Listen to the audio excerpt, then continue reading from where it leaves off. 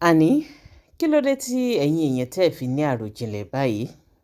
Kí ló dé tẹ́ ẹ̀ fi ń bá Emmanuel Arọ́pò, tẹ́ ẹ̀ fi ń bá a yọ̀, tẹ́ ẹ̀ fi bá a dunnú? Torí wípé mo rí àwọn oríṣiríṣi kọ́mẹ̀ǹtì káàkiri, bẹ́ẹ̀ sì ni mo rí àwọn èèyàn tí wọ́n ń ṣe fídíò lóríṣiríṣi wípé àwọn bá Emmanuel Arọ́pò, àwọn bá a yọ̀, àwọn bá a dúpẹ́ wípé ó fi Wàsíù Àyìndé lẹ̀. Kí wá ní ìyàtọ̀ láàrin Emmanuel Arọ́pò àti Wàsíù Àyìndé? Ìwà kan náà òun ló wà lọ́wọ́ wọn. Ní tèmi o, èmi ò rí ìyàtọ̀ láàrin Wàsíù Àyìndé àti Emmanuel Arọ́pò.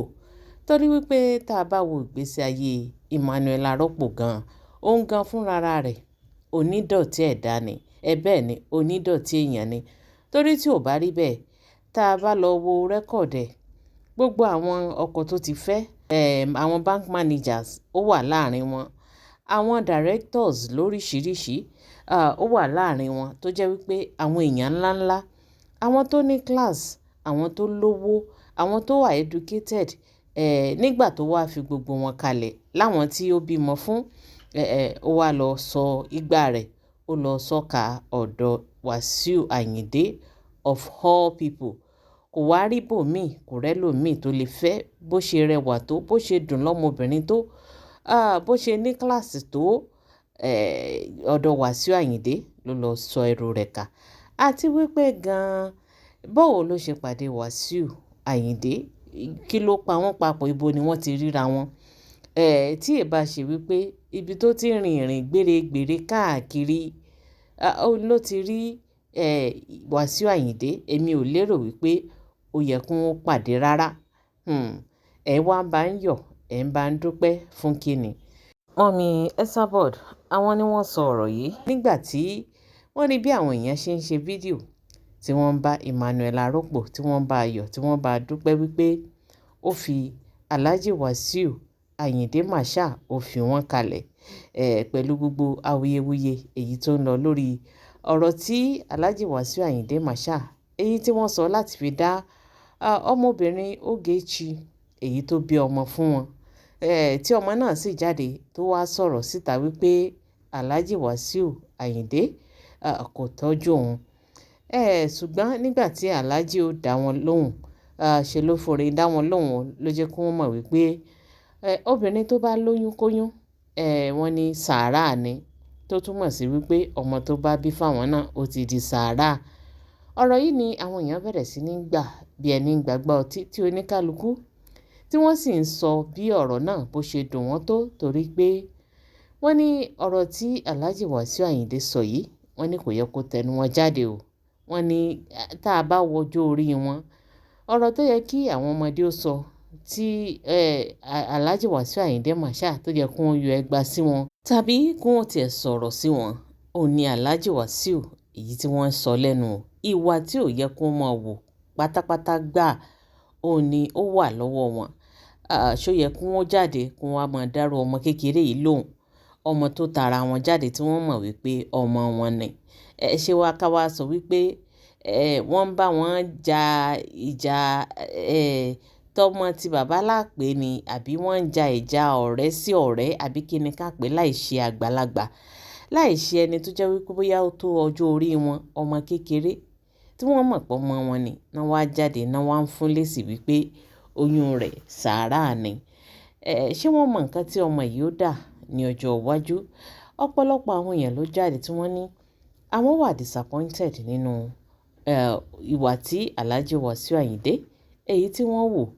Ibẹ̀ ni àwọn èèyàn míì tí wọ́n ti ń bá Emmanuel Arọ́pò tó ń sì ń bá ń dúpẹ́ wípé àwọn bá a dúpẹ́ o, àwọn bá a yọ̀ wípé orí ló kó yọ tó tètè kúrò lọ́dọ̀ Alhaji Wàsíù Àyìndé Marshal.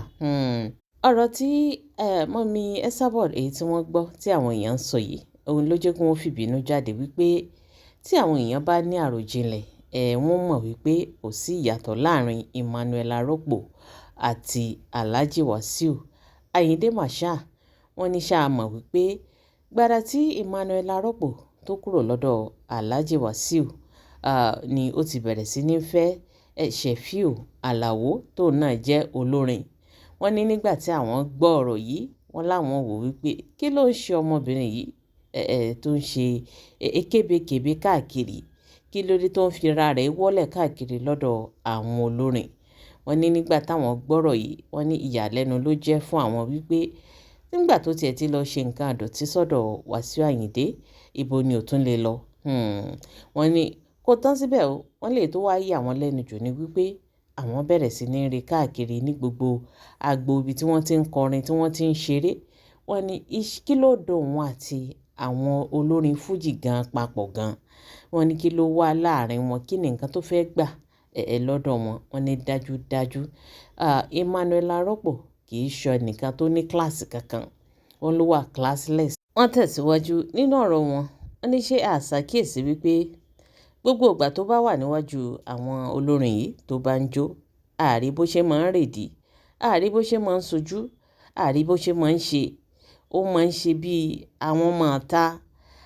Ó ní nígbà tó ti kúrò lọ́dọ̀ Alhaji Wasiu Ayinde Marshal, wọ́n ní ṣe ló lọ ń fún àwọn olórin míì tó sì lọ ń fún wọn lójú, tó ń fọ yàrá bá wọn sọ̀rọ̀ ní gbogbo ìgbà tó bá ti wà ní ojú agbo tí ó máa ń náwó.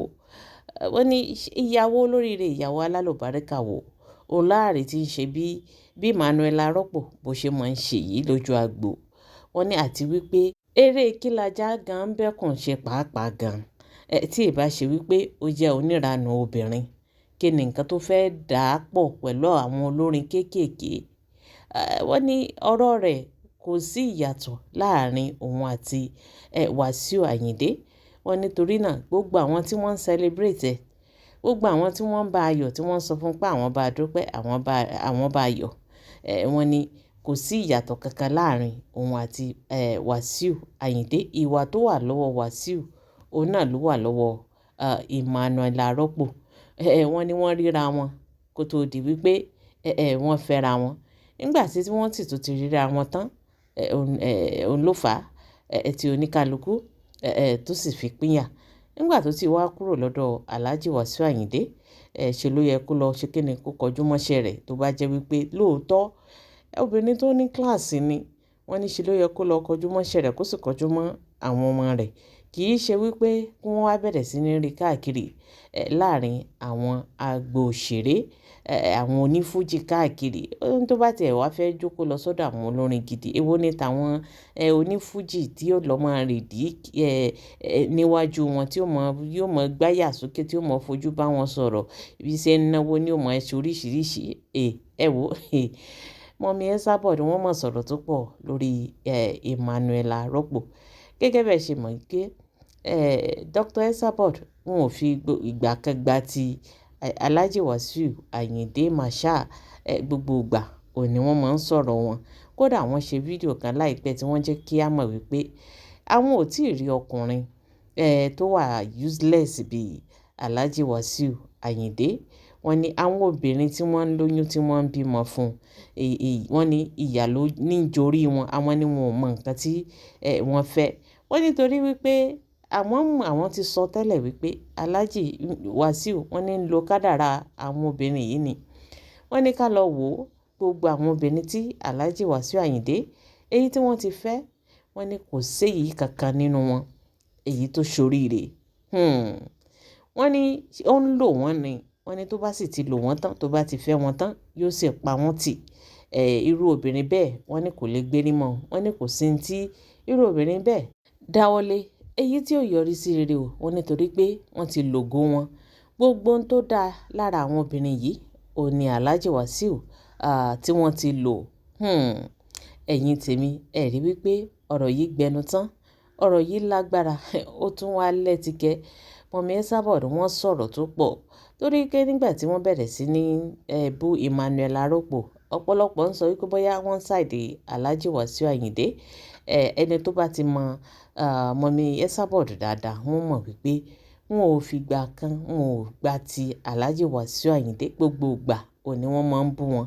Gbogbo ìgbà ni wọ́n sì máa ń kìlọ̀ fún àwọn obìnrin wípé ẹnikẹ́ni ò gbọdọ̀ bá wọn ṣe torí wípé obìnrin tó bá ti súnmọ́ wọn, a jẹ́ wípé ó ti ṣe tán láti sọ ògo rẹ̀ nù.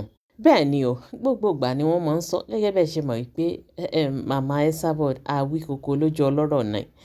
bọ́lọ́rọ̀ bá gbọ́ kí lọ́lọ́rọ̀ ó ṣe kí ni ó sọ ẹ̀yin tèmi ẹ wò ó lágbára lórí ọ̀rọ̀ tí ó wà nílẹ̀ tó ń jà káàkiri ṣùgbọ́n gẹ́gẹ́ bí mo ṣe sọ nínú fídíò mi kan wípé èmi gan pàápàá mo wà disappointed nírú irú ìwà tí Alhaji Wasiu Ayinde èyí tí wọ́n wò àgbàlagbà tí wọ́n wá ń ṣerú nǹkan báyìí àbí ṣé ká sọ pé àgbàlagbà ti ń ṣe láńgbáláńgbá eléyìí ò bójúmu láwùjọ kí ni ẹ̀kọ́ wo ni wọ́n ń kọ́ àwọn ọ̀dọ́ àbí àwọn ọmọ tó wà lẹ́yìn wọn àbáwọn tí wọ́n tiẹ̀ ń wò wọ́n gẹ́gẹ́ bí àwòkọ́ṣe ẹ̀kọ́ wo ni wọ́n fẹ́ kí wọ́n kọ́ lára wọn pẹ̀lú irú ìwà báyìí èyí tí wọ́n ń wò eléyìí ò bójúmu ẹ̀yin tèmi ọ̀rọ̀ ló délẹ̀ yìí o pẹ̀lú gbogbo nǹkan tí mọ̀mí Esabod ti sọ lórí ọ̀rọ̀ Emmanuel Arọ́pò kí ni tẹ́yin náà rò lórí ọ̀rọ̀ tí màmá sọ